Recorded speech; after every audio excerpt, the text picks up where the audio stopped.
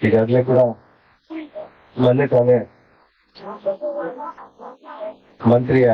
ಮಂತ್ರಿಯಾಗಿ ಬಳ್ಳಾರಿಗೆ ಬಂದ್ಮೇಲೆ ಬಹುಶಃ ನಮ್ಮ ಈ ರೀತಿಯಾದಂತ ಮಾಧ್ಯಮದ ಮುಂದೆ ಬಂದಿರೋದು ನಾನು ಇವತ್ತೇ ಮೊನ್ನೆ ಕನ್ನಡ ಪುತ್ರರಾಗಿ ಬಂದಿದ್ದೀನಿ. ಆದ್ರೆ ಇವತ್ತು ಪೂರ್ಣ ಪ್ರಮಾಣದಲ್ಲಿ ಸ್ವತಂತ್ರ ಹಬ್ಬವನ್ನು ಆಚರಣೆ ಮಾಡಿ ಧ್ವಜಾರೋಹಣ ಮಾಡಿ ಇವತ್ತು ನಮ್ಮ ಮುಂದೆ ಬಂದು ಇವತ್ತು ಮಾತಾಡ್ಲಿಕ್ಕೆ ಅವಕಾಶ ಕೊಟ್ಟಿದ್ರಿ. ಅದ್ರ ಜೊತೆಗೆ ನಮ್ಮ ಬಳ್ಳಾರಿಯ ಅನೇಕ ಅಭಿವೃದ್ಧಿಗಳನ್ನು ಕಲ್ಪನೆಗಳನ್ನು ಇಟ್ಕೊಂಡು ಇವತ್ತೇನು ಈ ಜಿಲ್ಲೆಯ ಉಸ್ತುವಾರಿ ಸಚಿವನಾಗಿ ಇವತ್ತು 2.0 ಎರಡನೇ ಬಾರಿಗೆ ನನಗೆ ಮಾನ್ಯ ನಮ್ಮ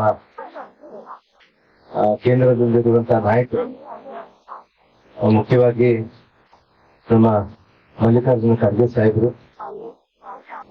ಮತ್ತು ವೇಣುಗೋಪಾಲ್ ಸಾಹೇಬರು ಮತ್ತು ನಮ್ಮ ಜನರಲ್ ಸೆಕ್ರೆಟರಿ ಅವರಾಗಿರುವಂತಹ ರಣದೀಪ್ ಸಿಂಗ್ ಸುರ್ಜೇವಾಲಾ ಸಾಹೇಬರು, ಅದರ ಜೊತೆಗೆ ರಾಹುಲ್ ಗಾಂಧೀಜಿಯವರು ಕೂಡ ನನಗೆ ಆಶೀರ್ವಾದ ಮಾಡಿ, ಅದರ ಜೊತೆಗೆ ಬಳ್ಳಾರಿಯ ಮೂಲದ ನಮ್ಮ ರಾಜ್ಯಸಭಾ ಸದಸ್ಯರಾಗಿರುವಂತಹ ರಾಫೇಲ್ ಹುಸೇನವರು ಮತ್ತು ನಮ್ಮ ತುಕಾರಾಮಣ್ಣನವರು ಮತ್ತು ನಮ್ಮ ಈ ಭಾಗದ ಶಾಸಕರುಗಳಾದ ನಾಗರಾಜ್ ಅವರು ಮತ್ತು ನಮ್ಮ ಕಂಪ್ಲಿ ಭಾಗದ ಶಾಸಕರಾದ ಸೋದರರಾದ ಗಣೇಶ್ ಅವರು ಮತ್ತು ಇದೇ ಭಾಗದ ಜನಪ್ರಿಯ ಶಾಸಕರಾಗಿರುವಂತಹ ಭರತ್ ರೆಡ್ಡಿ ಅವರು, ಅನ್ನಪೂರ್ಣಮ್ಮ, ತುಕಾರಾಮ್ ಅವರು ಎಲ್ಲ ಕೂಡ ಒಟ್ಟಾಗಿ ಮಾಡಿ ಮಾನ್ಯ ಮಾಜಿ ಮುಖ್ಯಮಂತ್ರಿಗಳಾಗಿರುವಂತಹ ಸಿದ್ದರಾಮಯ್ಯ ಸಾಹೇಬರ ಹಾದಿಯಲ್ಲಿ ಇವತ್ತು ಮಾನ್ಯತನೇ ಮುಖ್ಯಮಂತ್ರಿಯಾಗಿ ನಮ್ಮ ರಾಜ್ಯವನ್ನ ಮುಂದೆತ್ತ ಕೊಂಡೊಯ್ಯುತ್ತಿರುವಂತಹ ನಮ್ಮ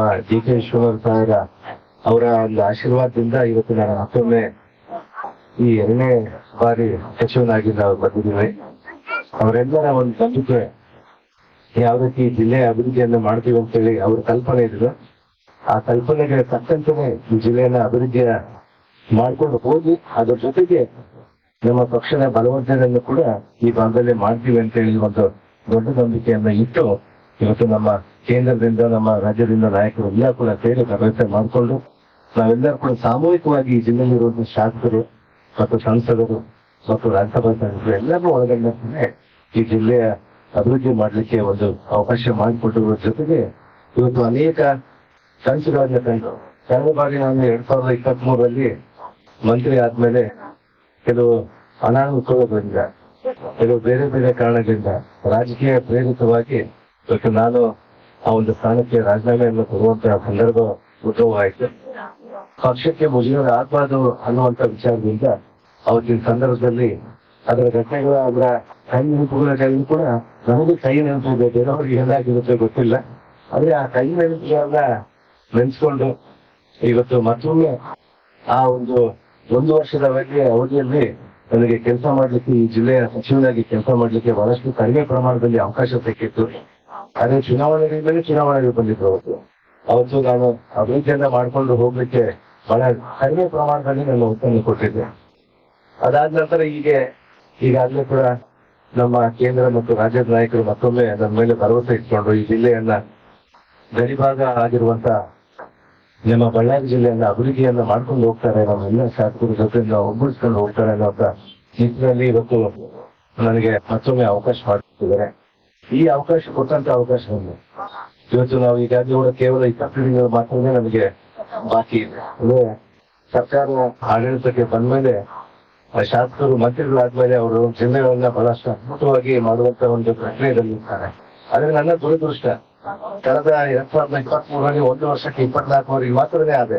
ಆಮೇಲೆ 25-26 ನನಗೆ ಮಾಡ್ಲಿಕ್ಕೆ ಆಗ್ಲಿಲ್ಲ. ಆ ರೀತಿಯಾಗಿ 2 ವರ್ಷ ಗ್ಯಾಪ್ ನಂತರ ಆ 2 ವರ್ಷದ ಕೆಲಸಗಳನ್ನ ಜೊತೆಗೆ ಅಂದ್ರೆ ಕಂಟಿನ್ಯೂ ಆಗಿ ಇರ್ಬೇಕಂತೇಳಿ ನಾನು ಖುಷಿ ಪಡ್ಕೊಂಡು ಬಂದು ಜಿಲ್ಲೆನ ಅಭಿವೃದ್ಧಿ ಮಾಡ್ಬೇಕಂತ ಅನ್ಕೊತಿದ್ದೆ. ಆದ್ರೆ ಆಗ್ಲಿಲ್ಲ. ಅದನ್ನ ಈ ಬಾರಿ 2ನೇ ಬಾರಿ ಅವಧಿಯಲ್ಲಿ ಕೂಡ ಈ ಕಡಿಮೆ ಅವಧಿಯಲ್ಲಿ 20 ತಿಂಗಳಲ್ಲಿ ಕೂಡ ಇವತ್ತು ನಾವು ಎಲ್ಲಾ ಜಿಲ್ಲೆಯ ಶಾಸಕರು ಮತ್ತು ಎಲ್ಲಾ ನಮ್ಮ ಚುನಾಯಿತ ಪ್ರತಿನಿಧಿಗಳು ಮತ್ತು ಜಿಲ್ಲೆಯ ಸಂಸದರು ಮತ್ತು ಎಲ್ಲರೂ ಕೂಡ ಒಗ್ಗೂಡಿಕೊಂಡು ಸೇರ್ಕೊಂಡು ಅದ್ರ ಜೊತೆಗೆ ನಿಮ್ಮ ಒಂದು ಅಭಿಪ್ರಾಯಗಳನ್ನು ಪಡೆದು ಈ ಜಿಲ್ಲೆಯನ್ನ ಬಳ್ಳಾರಿ ತಾಲೂಕಿಂದ ಹಿಡಿದು ನಮ್ಮ ಕಟ್ಟಕಡೆ ಗ್ರಾಮವರೆಗೂ ಕೂಡ ಬಹಳಷ್ಟು ದೊಡ್ಡ ಮಟ್ಟದಲ್ಲಿ ಅಭಿವೃದ್ಧಿ ಮಾಡ್ಕೊಂಡು ಹೋಗ್ಲಿಕ್ಕೆ ನಾವು ಪಣ ತೆಗೆದುಕೊಂಡು ಬಂದಿದ್ವಿ. ನಮ್ಮೆಲ್ಲರ ಶಾಸಕರ ಜೊತೆಗೆ ನಮ್ ಜೊತೆಗೆ ಇರ್ತಾರೆ. ಆದ್ರೆ ತಮ್ಮ ಒಂದು ಅಭಿಪ್ರಾಯಗಳು, ತಮ್ಮ ಒಂದು ಗೈಡೆನ್ಸ್ ನಮಗೆ ಬೇಕಾಗುತ್ತೆ. ಆ ಕಾರಣಕ್ಕಾಗಿ ಈ 20 ತಿಂಗಳ ಅವಧಿಯಲ್ಲಿ ಕೂಡ ನಾನು 20 ತಿಂಗಳ ಭಾವಿಸಿಲ್ಲ. ಈ 20 ತಿಂಗಳನ್ನ ಮುಖ್ಯಮಂತ್ರಿ ಅವರು ಹೇಳ್ತಾ ಇದ್ರು, ನಮ್ಗೆಲ್ಲ ಕೂಡ ಮೊದಲೇ ಸಂಪೂರ್ಣ ಸಭೆಯಲ್ಲಿ ಹೇಳ್ತಾ ಇದ್ರು, 20 ತಿಂಗಳ ಅವಧಿಯನ್ನ ನಾವು 44 ತಿಂಗಳಾಗಿ ಪರಿವರ್ತನೆ ಮಾಡ್ಕೋಬೇಕು. ಇವತ್ತು ಅದಕ್ಕೆ ಚಾಚು ಚರ್ಚೆ ನಾವೆಲ್ಲರೂ ಕೂಡ ಸಂಪೂರ್ಣ ಸಭೆಯ ಸಹೋದ್ಯೋಗಿಗಳು ಎಲ್ಲ ಸೇರಿ ಮುಖ್ಯಮಂತ್ರಿ ಅವರ ಹಾದಿ ಇಟ್ಕೊಂಡು ಇವತ್ತು ಈ ಜಿಲ್ಲೆ, ಈ ರಾಜ್ಯವನ್ನ 20 ತಿಂಗಳಲ್ಲಿ ಇಡೀ ದೇಶವೇ ನಮ್ಮ ಕರ್ನಾಟಕದ ನೋಡುವಂತ ಒಂದು ಅಭಿವೃದ್ಧಿಯನ್ನ ಮಾಡ್ಕೊಂಡು ಹೋಗ್ತೀವಿ ಅಂತ ಹೇಳಿ ಕೂಡ ಇದ್ರ ಮೂಲಕ ತಮ್ಮೆಲ್ಲ ಕೂಡ ಮಾಧ್ಯಮಗಳಿಗೆ ನಾವು ತಿಳಿಸ್ತಾ ಇದೀವಿ. ಅದರಲ್ಲಿ ಮುಖ್ಯವಾಗಿ ನಮ್ಮ ಮುಖ್ಯಮಂತ್ರಿಗಳು ಬಹಳ ದೊಡ್ಡ ಮಟ್ಟದಲ್ಲಿ ಅಂದ್ರೆ ಅವರು ಒಂದು ಬ್ಲೂ ಪ್ರಿಂಟ್ ಮಾಡ್ಕೊಂಡಿದ್ದಾರೆ. ಈ ರಾಜ್ಯವನ್ನು ಯಾವ ರೀತಿ ತೆಗೆದುಕೊಂಡು ಹೋಗ್ಬೇಕು, ಈ ರಾಜ್ಯದಲ್ಲಿ ನಮ್ಗೆ ಬಹಳಷ್ಟು ದೊಡ್ಡ ಮಟ್ಟದಲ್ಲಿ ಯಶಸ್ವಿಯನ್ನು ಕೊಟ್ಟಿರುವಂತದ್ದು, ಕಟ್ಟ ಕಡೆಯ ವ್ಯಕ್ತಿಗಳು ಕೂಡ ಒಂದು ಬಡವರಿಗೆ ಸಹಕಾರ ಮಾಡುವಂತದ್ದು, ಪಂಚ ಗ್ಯಾರಂಟಿಗಳನ್ನ ಬಹಳಷ್ಟು ಉತ್ತಮವಾಗಿ ನಡೆಸ್ಕೊಂಡು ಹೋಗುವಂತದ್ದು ಕೆಲಸಕ್ಕೆ ಮಾನ್ಯ ಮುಖ್ಯಮಂತ್ರಿಗಳು ಇವತ್ತೇನು ಮಾಜಿ ಮುಖ್ಯಮಂತ್ರಿ ಅವರು ಏನು ಹಾದಿ ಹಾಕೊಟ್ಟಿದ್ದಾರೆ, ಆ ಹಾದಿಯಲ್ಲಿನೇ ಇವತ್ತು ನಮ್ಮ ಮುಖ್ಯಮಂತ್ರಿಗಳು ಕೂಡ ನಡೀತಿದ್ದಾರೆ. ಈ 5 ಗ್ಯಾರಂಟಿಗಳನ್ನ ಪ್ರತಿಯೊಬ್ಬ ಮನೆ ಮನೆಗೂ ತಲುಪಿಸಲಿಕ್ಕೆ ನಾವೆಲ್ಲರೂ ಕೂಡ ಶಾಸಕರ ಸಮೇತ, ಮಂತ್ರಿಗಳ ಸಮೇತ ನಾವೆಲ್ಲರೂ ಕೂಡ ಒಟ್ಟಾಗಿ ಕೆಲಸ ಮಾಡ್ತೀವಿ. ಬರೀ 5 ಗ್ಯಾರಂಟಿಗಳನ್ನ ಕೊಟ್ಟು ನಾವು ಸುಮ್ಮನೆ ಕೂರೋದಿಲ್ಲ. ಮಾನ್ಯ ಮುಖ್ಯಮಂತ್ರಿಯವರು ಸ್ಟ್ರಿಕ್ಟ್ ಆಗಿ ಹೇಳಿದ್ದಾರೆ, ನಮ್ಮ ಫಿಸಿಕಲ್ ದಕ್ಷತೆ ಎಷ್ಟಿರೋದು, ನಮ್ಮ ಫೈನಾನ್ಸ್ ಯಾವ ರೀತಿ ಇರೋದು, ನಮ್ಮ ಸರ್ಪ್ಲಸ್ ಎಷ್ಟಿರೋದು, ನಮ್ಮ ಕರ್ನಾಟಕಕ್ಕೆ ಯಾವುದು ಲಾಭದಾಯಕವಾಗಿರುವಂತಹ ಯೋಜನೆಗಳನ್ನು ತರಬೇಕು, ಅವನ್ನೆಲ್ಲ ರೂಪುರೇಷೆಗಳನ್ನ ಮಾಡಿಕೊಂಡು ಕರ್ನಾಟಕವನ್ನ ಒಂದು ಬಹಳ ಭವ್ಯವಾದಂತಹ ಕರ್ನಾಟಕ ಮಾಡ್ಲಿಕ್ಕೆ ಹೊರಟಿದ್ದಾರೆ. ಅದಕ್ಕೆ ತಮ್ಮೆಲ್ಲರ ಸಹಕಾರದೊಂದಿಗೆ ಈ ಜಿಲ್ಲೆಯನ್ನ ಅಭಿವೃದ್ಧಿ ಮಾಡ್ಲಿಕ್ಕೆ ನಾವೆಲ್ಲರೂ ಕೂಡ ಸಹಕಾರ ಕೊಡಬೇಕು ಅನ್ನುವಂತ ನಿಟ್ಟಿನಲ್ಲಿ 5 ಗ್ಯಾರಂಟಿಗಳ ಜೊತೆಗೆ ರಸ್ತೆಗಳಾಗಿರ್ಬೋದು, ಚರಂಡಿಗಳಾಗಿರ್ಬೋದು, ಮುಖ್ಯವಾಗಿ ಶಾಲೆಗಳನ್ನ ವಿದ್ಯೆಯನ್ನು ಕೊಡ್ಲಿಕ್ಕೆ ಮತ್ತು ಆರೋಗ್ಯವನ್ನು ಕೊಡ್ಲಿಕ್ಕೆ ನಮ್ಮ ಮುಖ್ಯಮಂತ್ರಿಯವರು ತುದಿಗಳಲ್ಲಿ ನಿಂತಿದ್ದಾರೆ.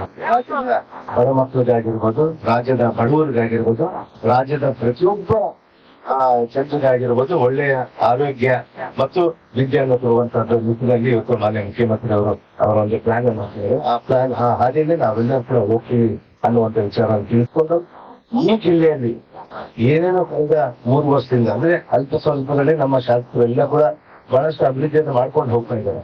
ಇನ್ನಷ್ಟು ಅವರಿಗೆ ಬಲ ತುಂಬಲಿಕ್ಕೆ ಇವತ್ತು ಈ ಜಿಲ್ಲೆ ಉತ್ತಮ ಶಿಕ್ಷಣ ಹಾಕಿದ್ದೀವಿ.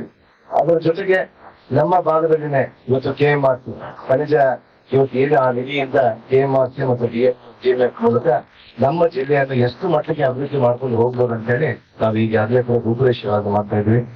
ಬರೋ ನಾನು ಇದೇ ರೀತಿ ಮಾತಾಡಿದ್ದೆ, ಆದ್ರೆ ಆ ಮಾತನ್ನು ಉಳಿಸ್ಕೊಳಕ್ಕಾಗಿಲ್ಲ. ನಾವು ಅನೇಕ ಕನಸುಗಳನ್ನು ಕಂಡ್ಕೊಂಡು ಬಂದಿದ್ವಿ, ಅದೇ ಆಗ್ಲಿಲ್ಲ. ಅಂದ್ರೆ ಈ 20 ತಿಂಗಳನ್ನ ಮಾನ್ಯ ಮುಖ್ಯಮಂತ್ರಿ ಅವರು ಏನ್ ಹೇಳಿದಾರಲ್ಲ, 20 ತಿಂಗಳನ್ನ 50 ತಿಂಗಳಾಗಿನೇ ಕೆಲಸ ಮಾಡ್ಕೊಂಡು ಹೋಗ್ತೀವಿ ನಾವೆಲ್ಲ ಶಾಸಕರು. ಈ 1 ಗಂಟೆ ಕೂಡ ನಾವು ವೇಸ್ಟ್ ಮಾಡೋದಿಲ್ಲ. ಅಭಿವೃದ್ಧಿ ಅಭಿವೃದ್ಧಿ ಅಭಿವೃದ್ಧಿ ಅಭಿವೃದ್ಧಿ, ವಿದ್ಯೆ, ಶಾಲೆ ಮತ್ತು ಆರೋಗ್ಯ ಇದನ್ನು ಕೊಡ್ಬೇಕು. ಅದ್ರ ಜೊತೆಗೆ ನಮ್ಮ ರೈತರಿಗೆ, ನಮ್ಮ ರಾಜ್ಯದಲ್ಲಿರುವಂತಹ ಎಲ್ಲಾ ರೈತರಿಗೆ ಏನೇನು ಅನಾನುಕೂಲಗಳಿದ್ದು ಅದನ್ನು ಕೂಡ ಪ್ರಾಮಾಣಿಕವಾಗಿ ಪ್ರಯತ್ನ ಮಾಡಿ ಸರ್ಕಾರದ ಗಮನಕ್ಕೆ ತೆಗೆದುಕೊಂಡು ಹೋಗುವಂತದ್ದು ನಮ್ಮ ಶಾಸಕರು ಮತ್ತು ಮಂತ್ರಿಗಳು ಮಾಡ್ತಾರೆ.